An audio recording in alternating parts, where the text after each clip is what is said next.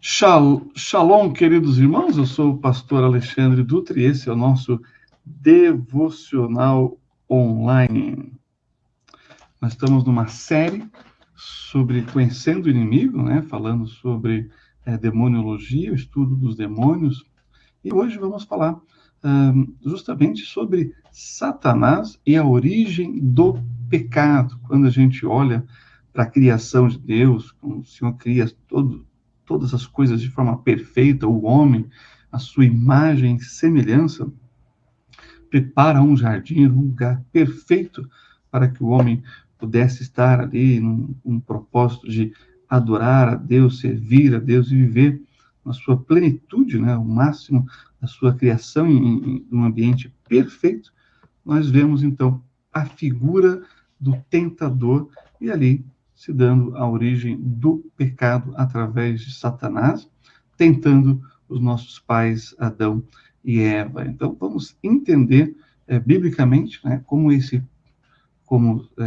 Satanás, que tem o seu pecado na presença de Deus e cai, e vai ser, então, o tentador, aquele que vai causar o pecado no meio dos nossos antepassados, nossos pais Adão e Eva. Então, é sobre isso que nós queremos abordar nesse devocional. Satanás pecou antes que qualquer ser humano o fizesse.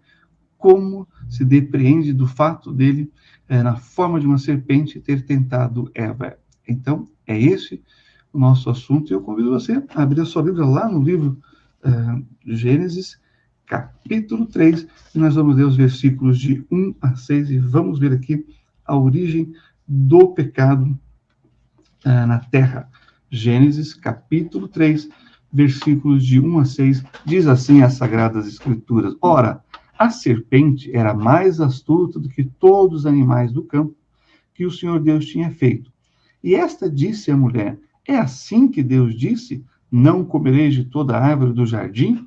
E disse a mulher à serpente: Do fruto das árvores do jardim comeremos, mas do fruto da árvore que está no meio do jardim, disse Deus, não comereis dele, nem nele tocareis, para que não morrais. Então a serpente disse à mulher: Certamente não morrereis, porque Deus sabe que no dia em que dele comerdes, se abrirão os vossos olhos e sereis como Deus, sabendo o bem e o mal. E viu a mulher que aquela árvore era boa para se comer e agradável aos olhos, e árvore desejável para dar entendimento, tomou do seu fruto e comeu, e deu também a seu marido, e ele comeu com ela. Uau! Então, nós temos aqui justamente a fonte e a origem do pecado. A fonte é o próprio Satanás, e a origem é justamente trazida por ele. Bem, quando a gente pensa nesse contexto de tentação, nós temos que entender também um contexto anterior, da criação do homem, a criação dos anjos, dos seres celestiais, de tudo aquilo que a gente já sabe na Sagrada Escritura sobre os anjos, sobre os seres espirituais criados por Deus, para sua glória, seu louvor e seu serviço também. Então, já sabemos disso. Então, Satanás, pelo pecado que produziu a sua queda da presença de Deus, ele vai tentar justamente os nossos pais na mesma medida, que é justamente o pecado do orgulho, que a gente vai ver já lá no profeta Ezequiel. Mas antes, olha só o que diz 2 Coríntios, capítulo 11, versículo 3. O apóstolo Paulo falando para a igreja em Corinto: Mas temo que, assim como a serpente enganou Eva com a sua astúcia, assim também sejam de alguma sorte corrompidos os vossos sentidos e se apartem da simplicidade que há em Cristo Jesus. Então, nós temos a simplicidade de um lado e o orgulho do outro, aqui nesse contexto, que é justamente a fonte da tentação. Olha que interessante, que a mulher viu que, quando ela olha para a árvore, o texto diz que ela e viu a mulher que aquela árvore era boa para se comer e agradável aos olhos e árvore desejável para dar entendimento, né? Então, são as três áreas da tentação. Concupiscência dos olhos, você vê algo e deseja, né? Concupiscência da carne, você quer aquilo para satisfazer um desejo desenfreado, e a soberba da vida, né? Aqui o entendimento, sereis como Deus, ora, que é justamente, numa palavra, o orgulho, o pecado do orgulho. É claro que ela foi incrédula à palavra de Deus. Deus disse algo e eles não creram, creram na palavra de Satanás. Isso é um pecado gravíssimo, o pecado da incredulidade, né? E isso, a única cura para a incredulidade é a fé, é crer em Deus, crer na sua promessa, na sua graça, na sua misericórdia. Mas esse é um outro assunto. Porém, quando a gente vai justamente para o profeta Ezequiel, a gente tem a resposta de qual foi o pecado de Satanás, né? Então, temos aqui justamente a origem do pecado em Satanás, nesse ser criado como um querubim ungido, que deixou o orgulho tomar o seu coração por causa da sua formosura. Olha só como nós podemos ver isso aqui no profeta Ezequiel, capítulo 28, e vamos ler aqui os versículos 11 a 17. Então, profeta Ezequiel, capítulo 28, versículos 11 a 17. E aqui temos uma dupla referência. O Senhor está falando, né, contra o rei de Tiro, um rei real, né, um homem, e de repente muda. De repente, assim, para nós, um leitor, mas no propósito da comparação que Deus está fazendo, né, do pecado que o rei de Tiro está para experimentar e para se desviar dos caminhos do Senhor, é o mesmo de Satanás no céu, na presença de Deus. Então, olha só, Ezequiel, capítulo 28, versículos 11 a 17. Veio a mim a palavra do Senhor dizendo: Filho do homem, levanta uma lamentação sobre o rei de Tiro e diz-lhe: assim diz o Senhor Deus, tu eras o selo da medida, cheio de sabedoria e perfeito em formosura. Ora, nenhum ser humano preenche essa característica. Então aí você já percebe que daquele Tiro que estava sendo falado lá no começo do capítulo, já mudou. E aí olha só o versículo 13. Estiveste no Éden, jardim de Deus, de toda pedra preciosa era a tua cobertura, sardônica, topázio, diamante, turquesa, ônix, jaspe, safira, carbúnculo, esmeralda e ouro. Em ti se faziam os teus tambores e os teus pífaros, no dia em que foste criado, foram preparados. Temos aqui instrumentos musicais, né, que foram criados, né, para esse momento desse que seria justamente um querubim ungido. Olha só, o texto continua dizendo para a gente aqui, no versículo 14: Tu eras o querubim ungido para cobrir, e te estabeleci no Monte Santo de Deus, e te estabeleci no monte Santo de Deus estavas, no meio das pedras afogueadas andavas. Aqui já temos um reino mineral com características bem singulares e bem diferenciadas do nosso reino mineral aqui na Terra.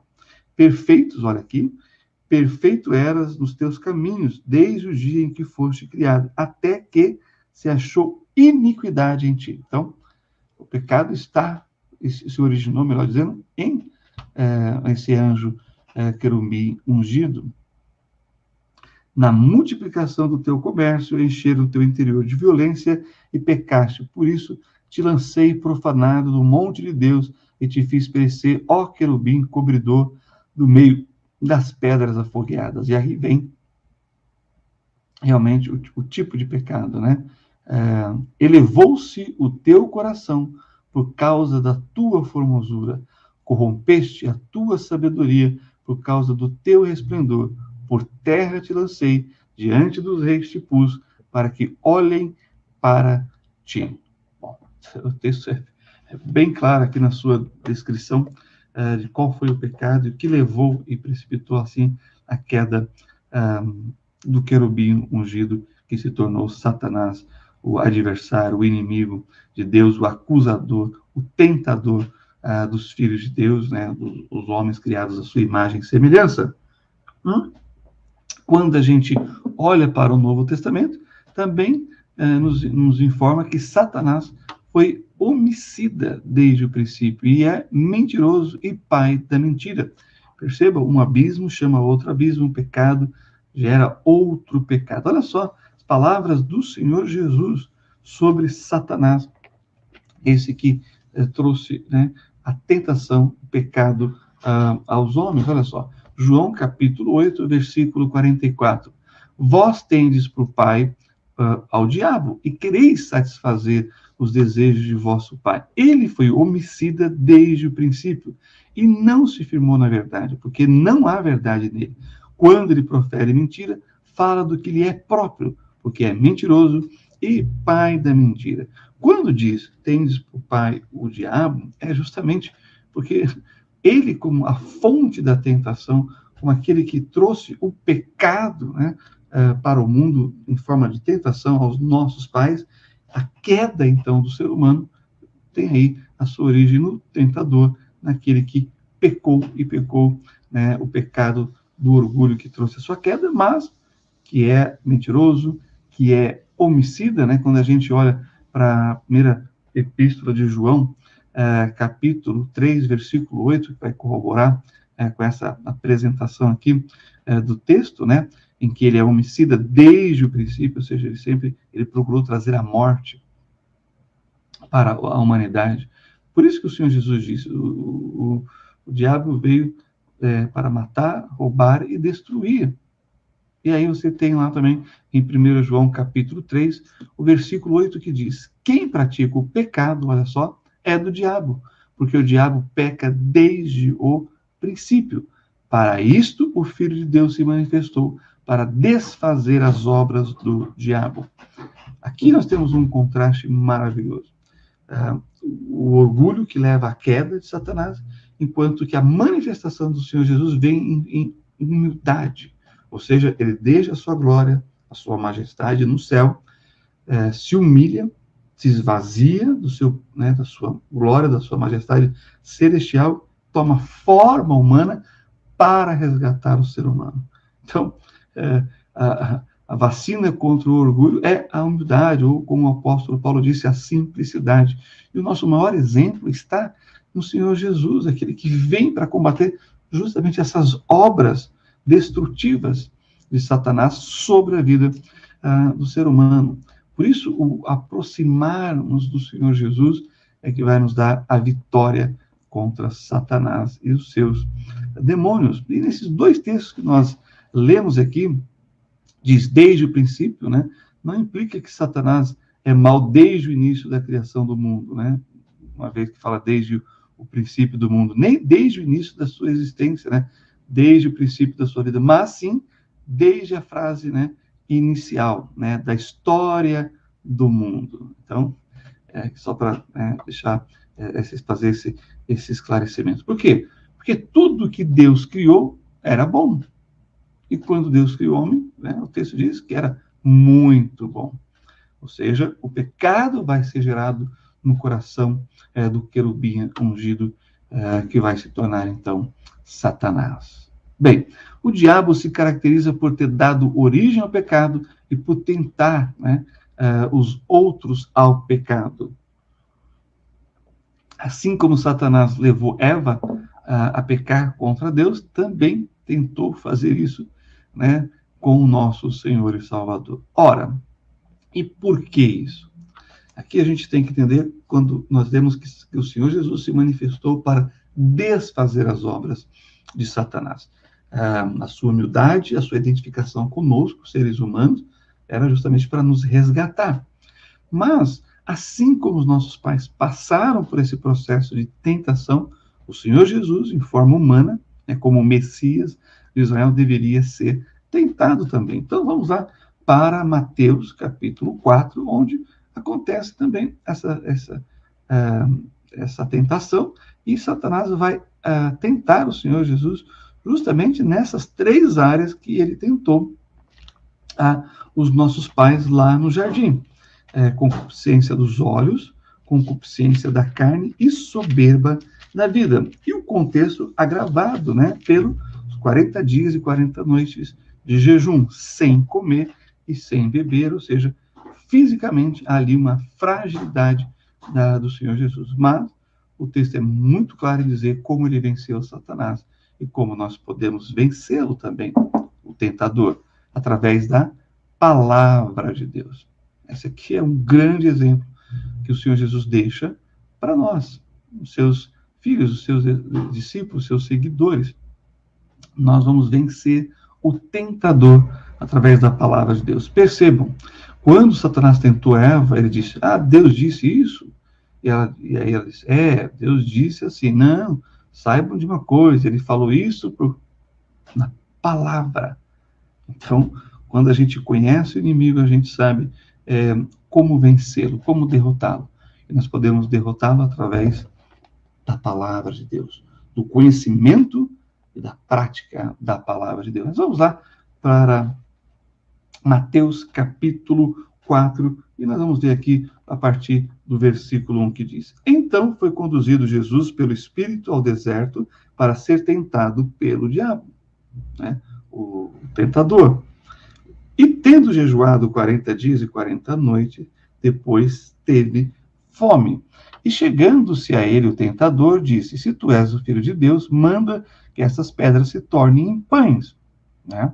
Olha aí, a concupiscência da carne, mas aqui uma vontade, um desejo de comer. Depois de 40 dias e 40 noites em jejum, é natural, né, ter fome, né, no caso aqui do Senhor Jesus. Então, ele atua nessa área específica, né, da concupiscência, desse desejo aqui.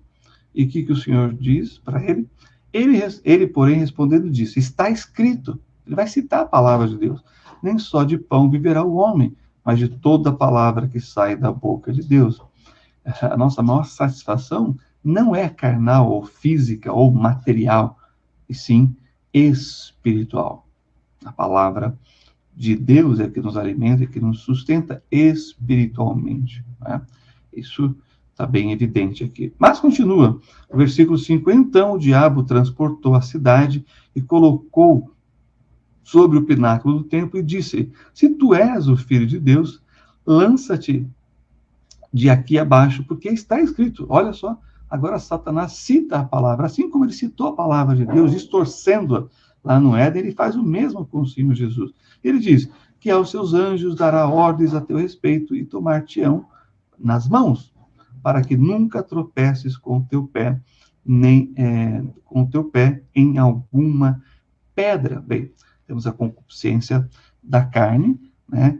Temos a concupiscência da vida, né? A concupiscência dos olhos, a concupiscência da carne e a soberba da vida. Isso aqui é o pecado justamente, né, da soberba da vida. Olha só, ele é tão especial, que se ele, né, tentar a Deus pulando do alto do lugar que ele estava, os anjos vão socorrer. Tem pessoas que são realmente soberbas e a gente corre risco de cometer esse pecado. E como é que o Senhor responde a isso? Disse-lhe Jesus, também está escrito, não tentarás o Senhor teu Deus. E agora vem a última parte da tentação, a mesma que Satanás fez com nossos pais lá no Éden.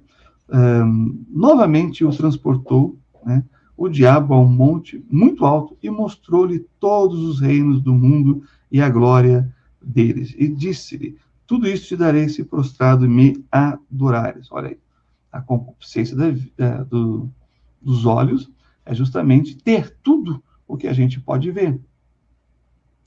Concupiscência dos olhos é querer tudo que a gente enxerga.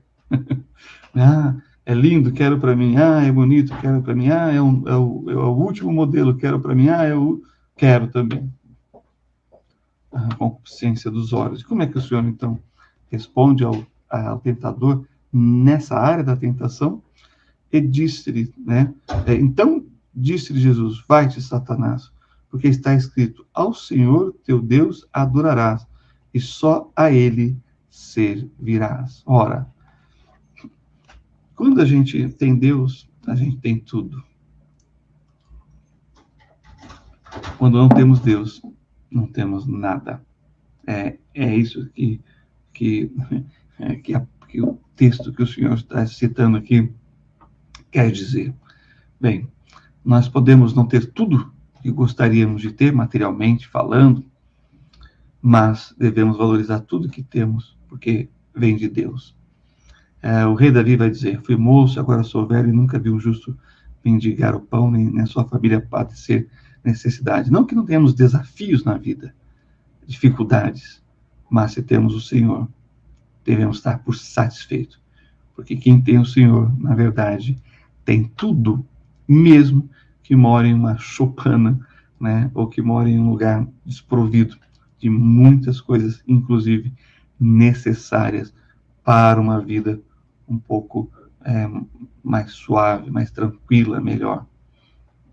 É claro que o Senhor é que nos satisfaz, e através da graça, da misericórdia do Senhor, encontramos forças e buscamos a oportunidade para melhorarmos na vida. Mas se tivermos tudo que o mundo pode oferecer e não tivermos o Senhor, na verdade estamos adorando a nós mesmos e assim cedendo à tentação de Satanás. Que nós não venhamos adorar as coisas nem a nós mesmos. Nós devemos apenas e única e exclusivamente adorarmos ao Senhor, porque quando fazemos isso, nós vencemos Satanás e vencemos justamente no pecado dele, no orgulho. Quando nós nos humilhamos diante de Deus e reconhecemos quem ele é, nós estamos vencendo o pecado e o tentador, que era um querubim ungido, que por causa do seu pecado se tornou Beelzebul, o Deus das moscas. Que Deus nos livre desse pecado em nome do Senhor Jesus. Amém? Então, se você ainda não é inscrito no nosso canal, inscreva-se. Clique lá no sininho do nosso canal, dos amigos do Templo Batista de Indianópolis, e receba as notificações. E se esse vídeo foi uma bênção para você, dá o joinha, deixa o gostei e compartilhe com outras pessoas que você acredita que gostariam de ter esse conhecimento da palavra de Deus e saber sobre os assuntos que estamos tratando, né, nos nossos devocionais, nas manhãs, às 8 horas, né? Então, é isso aí. Que Deus abençoe ricamente a sua vida. E vamos orar, encerrando essa parte. Oremos ao Senhor. Pai, obrigado por esse tempo em torno da tua palavra. Te louvamos, te agradecemos pelas tuas ricas bênçãos e pedimos, ó Deus, a tua graça sobre as nossas vidas, para vencermos, ó Deus, as tentações. Que possamos, ó Deus, com a tua palavra, vencer o tentador, o inimigo das nossas almas. É o que eu te peço, em nome do Senhor Jesus Cristo. Amém. Deus abençoe e shalom para todos.